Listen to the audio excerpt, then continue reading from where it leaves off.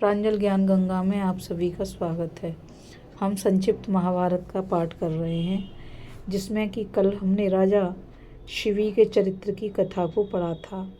आज हम दान के लिए उत्तम पात्र का विचार और दान की महिमा की कथा को पढ़ेंगे। तो चलिए, कथा इस प्रकार है, शुरू करते हैं। अब महाराज युधिष्ठिर पूछते हैं, मुनिवर, मनुष्य किस अवस्था में दान देने से इंद्रलोक में जाकर सुख भोगता है तथा दान आदि शुभ कर्मों का भोग उसे किस प्रकार प्राप्त होता है।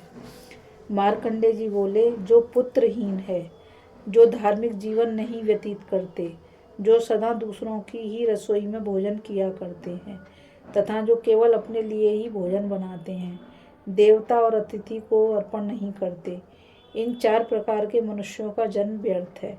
जो वानप्रस्थ या संन्यास आश्रम से पुनः गृहस्थ आश्रम में लौट आया हो, उसको दिया हुआ दान तथा अन्याय से कमाए हुए धन का दान व्यर्थ है। इसी प्रकार पतित मनुष्य, चोर, ब्राह्मण, मिथ्यावादी, गुरु, पापी, कृतघ्न, ग्राम याजक, वेद का विक्रय करने वाले, शूद्र से यज्ञ कराने वाले, आचारहीन ब्राह्मण,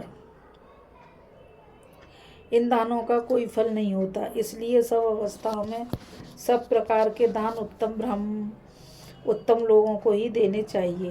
युधिष्ठिर बोले, हे मुने, ब्राह्मण किस विशेष धर्म का पालन करें जिससे वे दूसरों को भी तारें और स्वयं भी तर जाएं।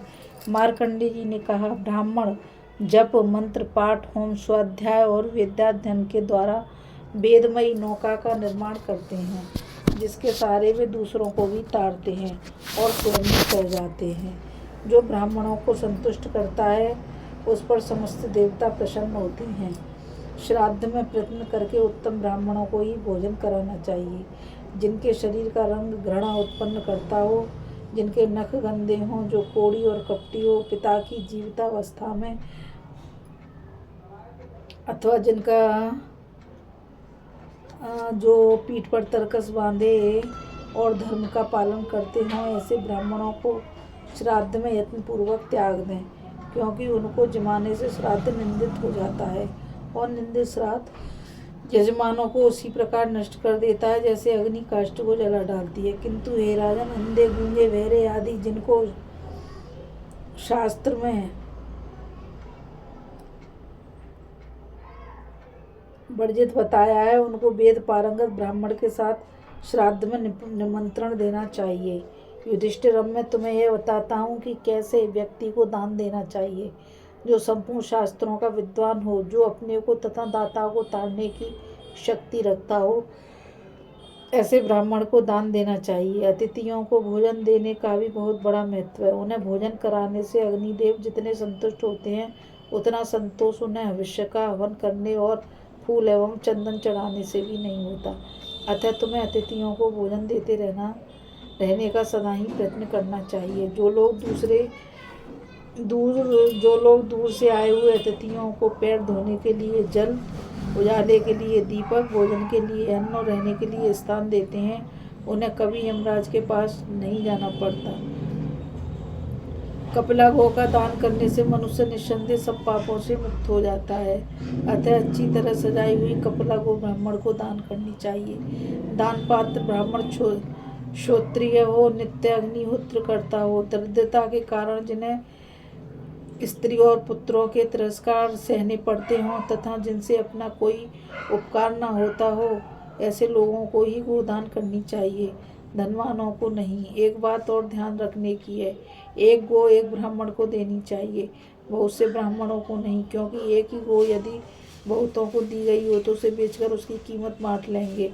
दान की हुई गो यदि बेची जाएगी तो वह दाता की 3 पीढ़ियों को हानि पहुंचावेगी। जो लोग कंधे पर जुआ उठाने में समर्थ बलवान बैल ब्राह्मण को दान करते हैं, वे दुख और कलेशों से मुक्त होकर स्वर्ग लोक को जाते हैं। जो विद्वान ब्राह्मणों को भूमि दान करते हैं, उन दाताओं के पास सभी मनोवांछित भोग अपने आप पहुंच जाते हैं। अन्नदान का महत्व तो सबसे बढ़कर है। यदि कोई दीन, दुर्बल, पथिक, थका मांदा, भूखा प्यासा, धूल भरे पैरों से आकर किसी से पूछे, क्या कहीं अन्न मिल सकता है, और कोई उसे अन्नदाता का पता बता दे तो उस मनुष्य को भी अन्न दान का ही पुण्य मिलता है, इसमें तनिक भी संदेह नहीं है। इसलिए युधिष्ठिर, तुम अन्य प्रकार के दानों की अपेक्षा अन्नदान पर विशेष ध्यान दिया करो, क्योंकि इस जगत में अन्नदान के समान अद्भुत पुण्य और किसी दान का नहीं है। जो अपनी शक्ति के अनुसार ब्राह्मणों को उत्तम अन्नदान करता है, वह उस पुण्य के प्रभाव से प्रजापति लोक को प्राप्त होता है। और वेदों में अन्न को प्रजापति कहा गया है। प्रजापति संवत्सर माना गया है। संवत्सर यज्ञ रूप है और यज्ञ में सबकी स्थिति है। यज्ञ से ही समस्त चराचर प्राणी उत्पन्न होते हैं। इस प्रकार अन्न ही सब पदार्थों में श्रेष्ठ है। जो लोग अधिक पानी वाले तालाब या पोखरें खुदवाते हैं, बावली और कुएं बनवाते हैं, दूसरों के रहने के लिए धर्मशाला तैयार करते हैं, अन्न का दान करते हैं और मीठी वाणी बोलते हैं, उन्हें यमराज की बात भी नहीं सुननी पड़ती। इस कथा में बस इतना ही। अभी हम दान के लिए उत्तम पात्र का विचार और दान की महिमा की कथा को पढ़ रहे थे। इस कथा में बस इतना ही। अब मुझ गीता रावत को आज्ञा दीजिए। कल फिर मिलेंगे एक नई कथा के साथ। और मैं आप सभी से यही कहना चाहूँगी कि आप इस चैनल को ज़्यादा से ज़्यादा लाइक, शेयर और सब्सक्राइब कीजिए, ताकि ये अमूल्य ज्ञान अधिक से अधिक लोगों तक पहुँच सके। राधे राधे। जय श्री कृष्णा। नमस्कार।